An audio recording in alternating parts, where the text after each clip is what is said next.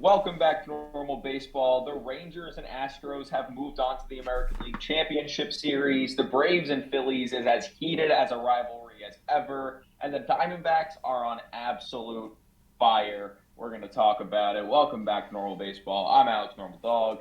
That's Lewis. First things first, I will address, yes, it is dark where I am.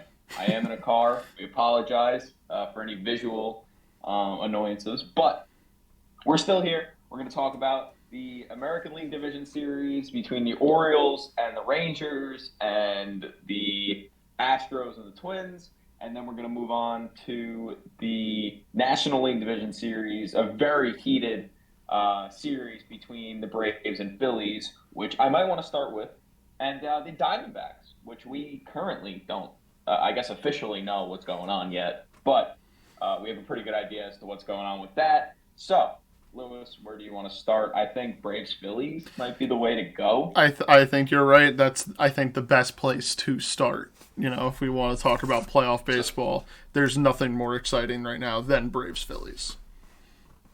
So that's exactly where we're going to start. So the Braves and the Phillies playing in the NLDS, the number one seeded Braves, the 104-win Braves, best team in the National League, best team in baseball. In a rematch against the Phillies of last year's NLDS. Obviously, last year, the Phillies shocked the Braves on their way to the World Series and won that series. And they look to be doing the same thing this year. First game in Atlanta, the Phillies took it 3-0, which we talked about going into the playoffs, this Braves offense, just how dominant this Braves offense was. And then in game one of the playoffs, they get shut out at home for the first time since 2021. So what'd you think about that, Lewis? I mean, that was insane. Just absolute craziness. The Phillies coming in and starting out a series the way that they did and continuing to play as they are now up in the series 2-1 of the time of this recording. I genuinely think that the Phillies are taking it to the Braves more than the Braves are taking it to the Phillies. You know, it has been a season of success for the Braves when you look at it. You know, like you said, 100-plus win team where they had the MVP, the future, I should say, MVP, Ronald Acuna Jr., who went for 40-70. Matt Olson sets a new record for franchise home runs in a single season. The Braves tie the all-time record for home runs by a team. Just a lot of success. Bryce Elder, like just everything went the Braves' way. But the Phillies decided, hey, before you guys get your footing, we're going to start swinging at you. And that's what they've done so far this series, quite literally swinging at them every opportunity they get. And it's been punishing the Braves. Yeah, I think it was a big momentum thing in game one. You know, the Phillies came off winning both games at their home stadium against the Marlins. It was a fairly easy wild card series for them, but they brought the electricity, so they were ready mentally. Not to say the Braves weren't, but the Phillies were just kind of rolling. But then in game two, the Phillies looked to be getting off to the same kind of start. They took a lead. However, this time the Braves offense actually decided to score some runs. And after a clutch two-run homer from Travis d'Arnaud and a clutch two-run homer from Austin Riley, the Braves wound up winning game two, which is where things get interesting because the last play of game two, you had Bryce Harper on first base with 2 outs. Nick Castellanos hits a deep fly ball to right center field, and Michael Harris makes this amazing catch, bounces off the wall, and somehow they doubled up Harper at first base to end that game. Game two was a crazy game, and after game two, it kind of felt like, okay, Braves got their game at home. They didn't lose both at home. The toughest task, obviously, is winning a game at Citizens Bank Park in the playoffs, but at least you didn't lose both at home after losing game one. It was a really big game for them. What do you think about game two? I mean, I thought it was probably the best game of the playoffs I've seen so far. So. Yeah, I could not agree with you more. The Braves coming back and ending it on the first ever postseason game-ending double play that involved an outfielder, which was pretty cool. I believe that's the stat. Michael Harris, according to StatCast, had a 45% chance of catching the ball that was hitting 92 feet away from his starting point, which I thought was insane that the catch probability was that high off the bat. Nick Castellanos hit the ball 391 feet. Would have been a homer in like 5 or 6 ballparks. Just to think that Michael Harris covered 92 feet in about 5 seconds is insane to think about, considering that like the circumstances and what was going on, and the fact that everything had to go right then and there. I couldn't believe it. I think it was one of the best plays we've seen in postseason baseball in recent years. And for anyone who's criticizing Harper for being that far off first base, you have to, because as I think I've heard a lot of other MLB like writers and analysts say, the guy who's getting the ball if Michael Harris misses is Ronald Acuna Jr. Now you can crap on his fielding all you want, but the man has a cannon of an arm who genuinely, I think, do or die could throw a 100-mile-an-hour strike into home on one hop. You have to be that far if you want to beat out Acuna's arm. You have to be that far. I don't even think it's a matter of Acuna being there. I just think it's more of like, hey, listen, I'm on first base. Like, if you're Harper, you're like, I'm on first base. If I score, I tie this game. So as soon as he sees that ball go in the air and sees that it has a chance of landing, which it had a really good chance of landing. Obviously, like you said, Michael Harris made an amazing catch. You got to be running. You got to be running as fast as you can, because if that ball drops, you want to make sure you score. So, like you said, yes, Acuna could probably throw a strike. I think he's doing that no matter who's out there, no matter how good defensively. Oh yeah, for sure. But that's the reasoning, is what I'm saying. He wants to score that time, right? No, I get that. But I think he was going to run no matter what. I think it was the right thing from Harper to do, but just didn't work out. Amazing play by Michael Harris. But the Braves won Game 2, and that's where things got interesting. Because heading back into the clubhouse, before reporters left, which is why we even know about this in the first place, Orlando Arcia was like walking around the Braves clubhouse saying like "attaboy Harper" and like laughing about it, just kind of mocking him, which, you know, obviously is a thing that probably happens in clubhouses all the time. I'm sure players do that to other players after most games, or after a lot of games, rather. It's more of just the public doesn't really hear about it. Especially in rivalries. That has to happen all the time in a rivalry like that. I mean, it happens all the time. For most games, probably, we just don't hear about it because they wait for reporters to leave the room. Why exactly Orlando Arcia? I mean, he must have not waited for reporters to leave the room because they heard it and they reported on it, which is why Game 3 was even crazier than it was. Because Game 3, which happened yesterday, I guess at the time this is being uploaded, Bryce Harper comes up after the comments by Arcia and their first home game in the series for the Phillies, and he hits 2 home runs in that game, and both homers rounding the bases. He stared down Orlando Arcia. The Phillies absolutely mauled the Braves.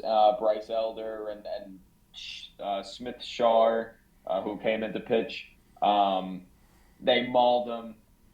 Nick Castellanos also had 2 home runs. Castellanos and Harper were the 4th ever pair of teammates to have 2 home runs in the same playoff game.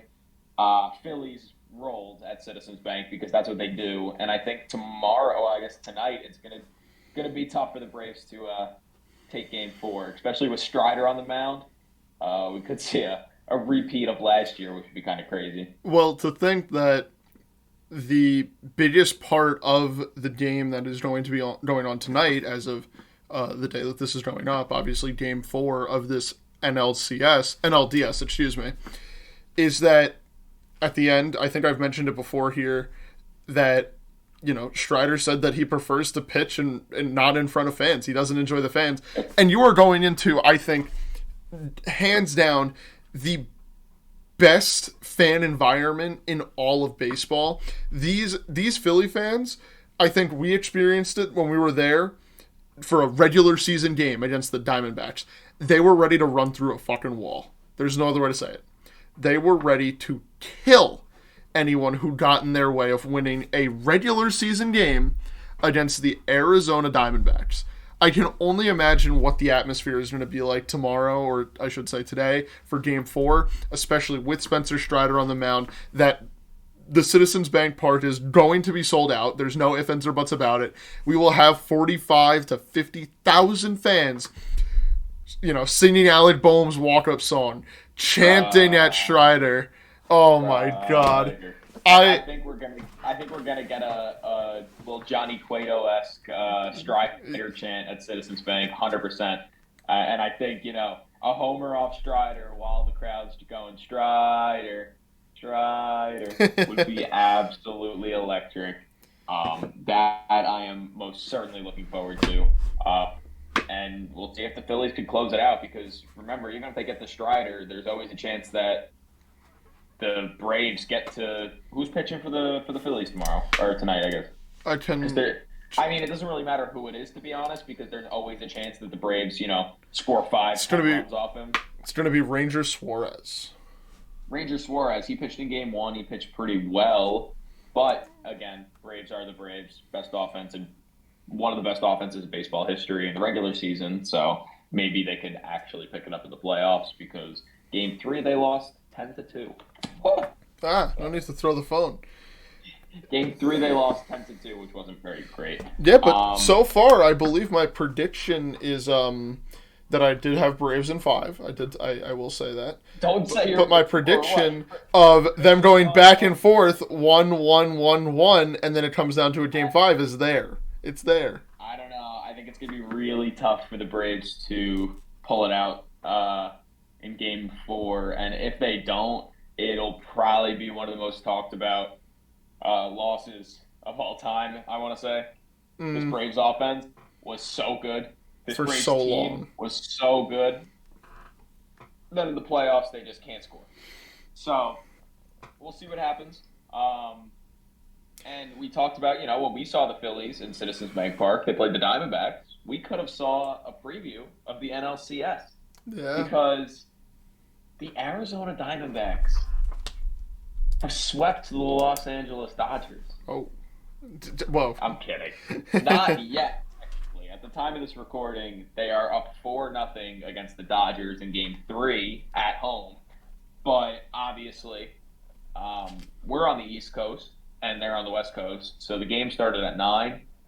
We can't wait till midnight to do this. So right now, the Diamondbacks are up 4-0 against the Dodgers. They hit back-to-back home runs off Lance Lynn. Yes, 3 homers in a row. Could have been 4 in a row. Yes, it could have been 4 in a row had Tommy Pham not hit a ground out in between all of that. But what are you going to do? I mean, yeah, I guess. It could have been. Don't give me that look. Lance Lynn got lit up. Yeah. And what's crazy to say about this outing from Lance Lynn is that this was the furthest a Dodgers pitcher has gone in this series. Lance Lynn goes 2 2/3 innings with 6 hits, 4 earned runs, 2 strikeouts, and 4 home runs. What the hell are we doing? This is insane. Meltdown. The Dodgers starting pitching needs to be studied. We knew starting pitching might be a little bit of an issue going into the series because they didn't have that many starters. They had Clayton Kershaw and Bobby Miller, and that's about it. That's all the starters they really had, and Lance Lynn, who pitched tonight. Clayton Kershaw goes out there, gives up 6 runs without even recording an out. Well, I guess he recorded 1 out, right? He recorded 1 out before being pulled. Yes. What are we doing? Clayton Kershaw, come on. All this talk about how bad Clayton Kershaw is in the playoffs. And here he goes. That's the cherry on top. And here he goes in Game 1, giving up 6 runs, only getting 1 out. I mean, you can't make that up.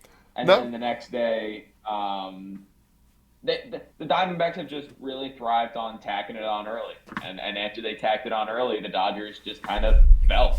The Dodgers haven't been able to score either. Who's pitching tonight? Who's pitching right now for the Diamondbacks? For the Diamondbacks, it was Joe Mantiply. He did just get pulled with 2 outs in Who's the starting? sixth. Who's starting? Oh, Brandon Pfaff. Excuse you. Sorry. I thought you meant right this second. Pfaff. Yes, excuse me. Started. Okay.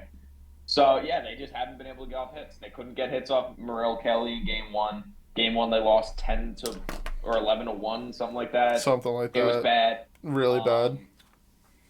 Game 2, they lost. It was a little closer of a game, but still, it just didn't feel like they were in it at all. And now Game 3, they're down 4-0, and have they even showed any signs of lives? Are they playing baseball right now, or are they just on the field while the Diamondbacks are playing baseball? Genuinely, it feels like that second option of they're on the field while the Diamondbacks play baseball. And although you do say, like you just said it, oh crap, I lost my train of thought. Okay, sorry.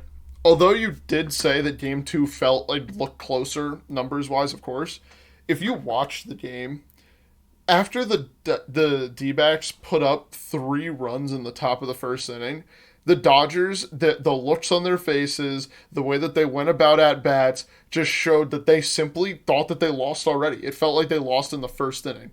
And they didn't, I'm so used to seeing these powerhouse teams like the Dodgers, like the Phillies now, even the Braves, just that's 3 teams in the National League that I feel like always can come back and fight for a win, especially in the regular season, which we did 162 of them, big sample to go about. I think that seeing the Dodgers give up so early is a real big issue. Not to point fingers, but if I were Dodgers, front office, upper management, I would be saying, hey, Dave Roberts, you can't get our boys going after 1 bad inning in the first inning. It might be time to cut them loose. I don't know. I think you're putting the blame on the manager as if he's the one out there taking the at bat. Oh no, he's gonna get scapegoated. No. Hold on, I'm not done. In Game 2, Freddie Freeman got absolutely buckled by Zach Gallen with the bases loaded. That's got nothing to do with Dave Roberts. That ball, had he not gotten buckled, he should have taken that 450 feet. I mean, it was the perfect pitch to hit for a home run. A Freddie Freeman home run. But I don't think you putting the blame. Say the Dodgers do go on and get swept, so if we're talking right now, presently, Dodgers got swept last night. That's not Dave Roberts' fault. It's not Dave Roberts' fault that they scored, 2 runs the entire series? 4 runs the entire series, whatever it was? Feels like it. Are you, how is that Dave Roberts' fault? It's not Dave Roberts' fault that Clayton Kershaw gave up 6 runs without recording an out, Or with only recording 1 out. That's not Dave Roberts' fault. Lance Lynn giving up back-to-back home runs, 4 home runs in the inning. How is that Dave Roberts' fault? So say the Dodgers did get swept and this score stays the way it is right now. Another extremely disappointing season where people are going to say, look, Dodgers can perform in the regular season, but once the playoff hits, they can't do anything. Typical Dodgers. Which is, what people would say typical Dodgers, because that's how it's been the last however many years. They've been in a 100-win team, and they just can't finish it. As far as the Diamondbacks, holy shit, you just swept the Dodgers in the NLDS. You're going to play whoever wins Phillies Braves, and I'm not going to lie, this Diamondbacks team, to me, feels like the Phillies last year. The 6th seed, coming in, shocking everyone, absolutely dominating their way to the championship series. You got young guys, Corbin Carroll, and then veterans who are finally in the postseason playing extremely meaningful games like Tom Marte, Christian Walker. I'm proud of the Diamondbacks. They're a very fun team to watch. So I will say, if this is going to become a yearly thing of the Dodgers get absolutely dominated in the postseason by a division rival, who's it going to be next year? Padres were last year. So far, as of right now, it's the Diamondbacks. Are we talking about Colorado playoff baseball next year? Is that the script? No, we're not. We're not talking about next year right now. I'm talking about Snakes right now, baby. The Snakes right here, right now, motherfucker. I think there's only one thing to say about the Diamondbacks that can summarize this entire series of holy shit, they're good. And I They don't are think the very good. Dodgers realized how good of a team the Snakes were all year. And they I mean, stayed the consistent. There playoffs. were ups and downs, but I think overall they stayed Well, ups and consistent downs enough. would not be consistent. They stayed consistent enough to constantly win games when they needed to and get them into the position that they're in.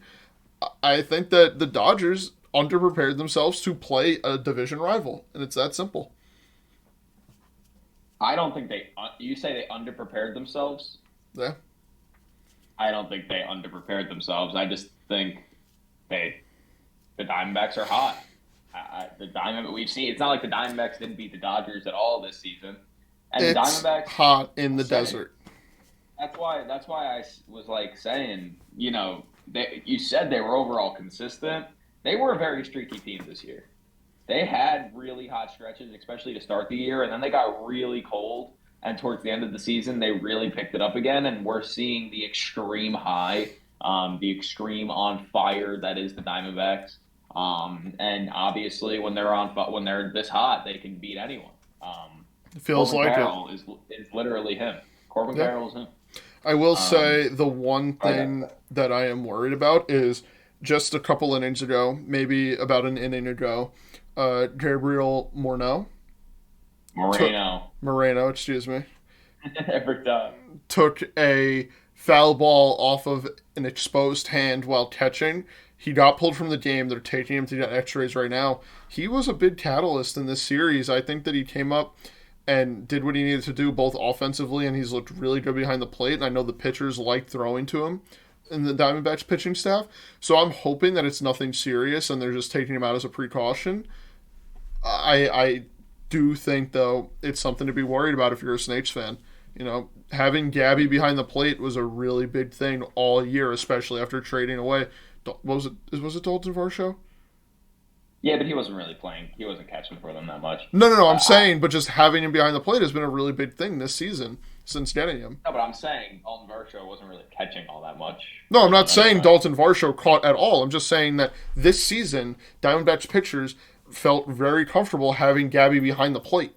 And now they're going to have to switch that up. And I'm hoping that it's nothing serious in terms of his injury because then, you have a different person there. You don't have his bat in the lineup, which this postseason, he has turned into a completely different beast.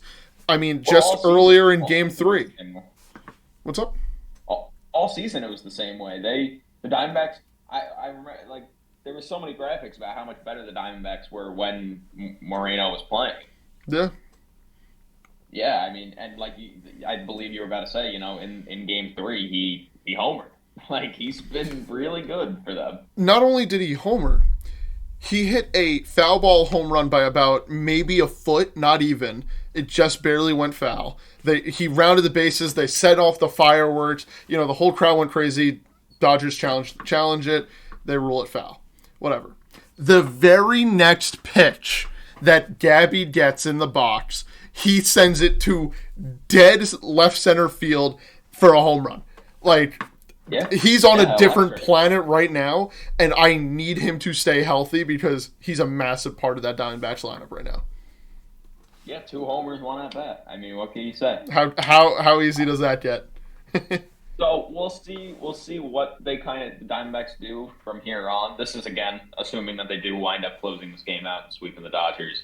Um, if that is the case, if they swept the Dodgers, I think the Moreno injury isn't as bad unless it's a very serious injury. But if it's just like he just bruised or something, it's a decently okay thing because the Braves and Phillies still could potentially play another couple games.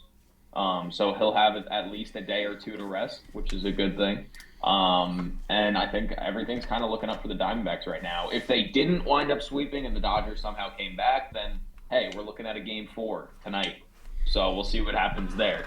Yeah, But again, we don't exactly know what happened yet. So yeah, I that's agree with you. just in case. All right. Moving on to the American League, I want to talk about American League because I just it's already set. The American League Championship Series is set.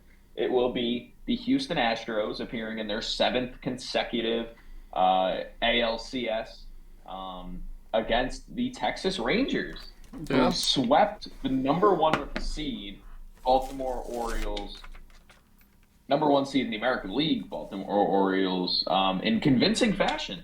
So it's a Texas ALCS. I believe it's the first time they faced each other in the playoffs ever, Ever. which is exciting. So winner goes to the World Series. I wanted to start with the Rangers and the Orioles because that was the kind of there wasn't really a debate after game two about who was going to win that series. I mean, once the Rangers went up 2-0, it was pretty much over from there. And honestly, it felt like maybe after game one, it was going to be the same way. Yeah, it happens. I will say I'm going to go Your ahead and O's, I'm going to kick it your off. O's. O's, it's disappointing. Young team, I expect a lot more playoff appearances. I don't expect a lot more of them to go that south. You know, I Yeah, think that yeah, with all the rookies, the just getting the experience of knowing what it's like to have Camden Yards bumping like that, and to know what it feels like to have that certain amount of adrenaline that you hear players talk about all the time with the postseason, getting that under your belt for your first time is a big success in terms of where the Orioles want to continue to go. Not so much of a success that they got swept and don't get to experience more of it. But that's what I have to say about my Orioles. In terms of the yeah. Rangers, they Well, might they might be the best offensive I, team in baseball. yeah, I was gonna say I just wanted to talk about the Orioles for a second before we get into the Rangers. Um, yeah, the Orioles again. You got time. Like, yes, it sucks. You got swept, but next year they're probably going to be just as good. Hopefully, they'll get better as well if you're an Orioles fan. And man, it sucks that Camden Yards did not get to see an Orioles win. That might have been the worst part of this whole thing for me, especially because game one, ninth inning, they had something going until Gunnar Henderson went to steal and Aaron Hicks didn't get the sign for the hit and run, and just that whole thing went wrong. That was their best chance of winning the game, at winning a game at home because game two was over before it even started.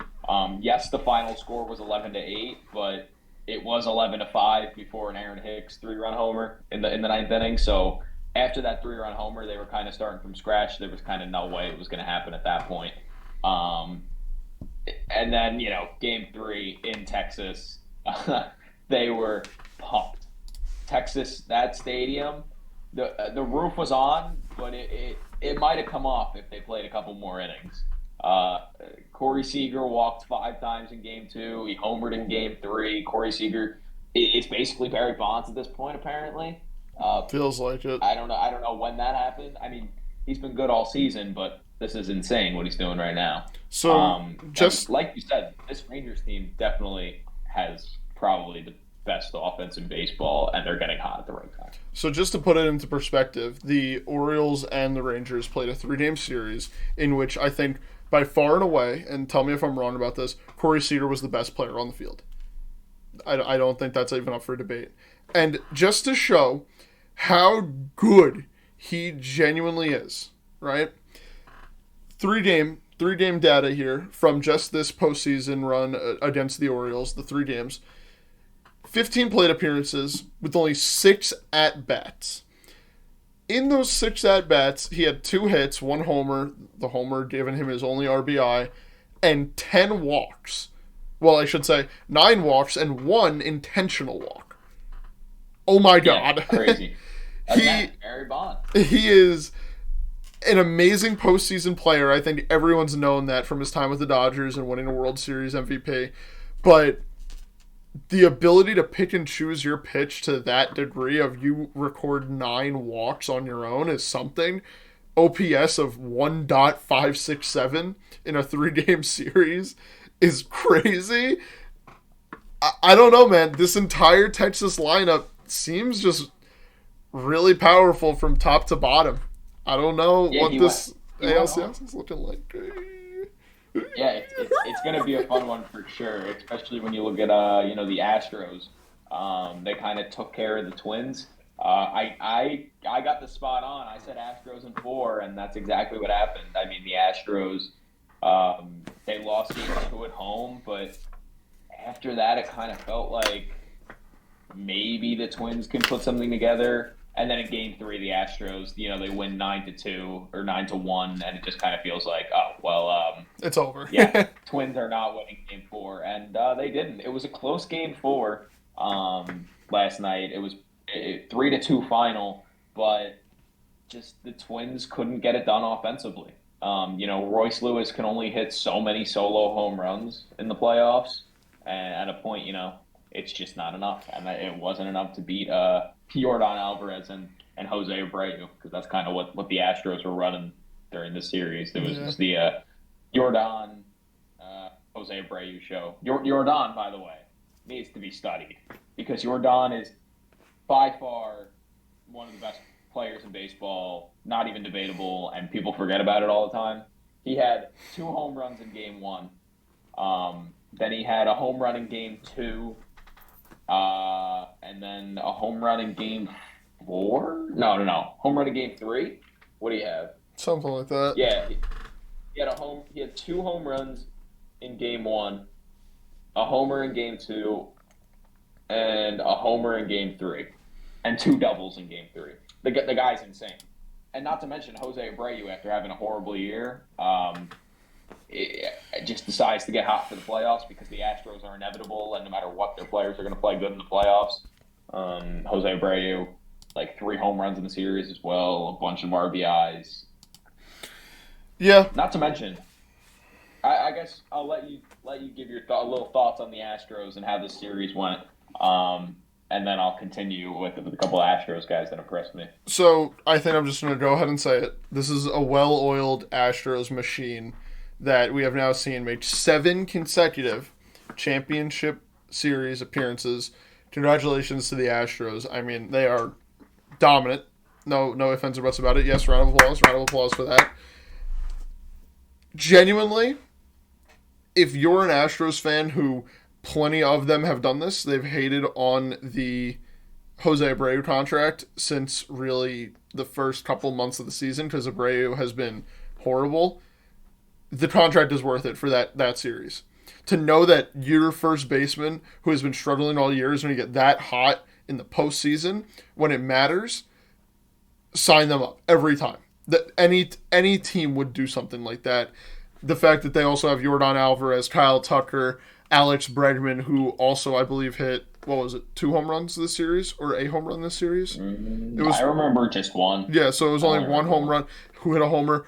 Jose Altuve, on the first pitch of the series, hit a solo home run. This lineup is another one that I think, if you exclude Martin Maldonado, who is there for a defensive reason only, is another really good lineup. And it's going to be very exciting to see this Astros team play this Rangers team in the ALCS.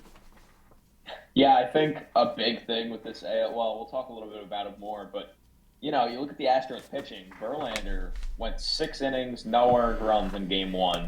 And then in Game 3, Christian Javier went 6. He went some 6 innings, no earned, around there.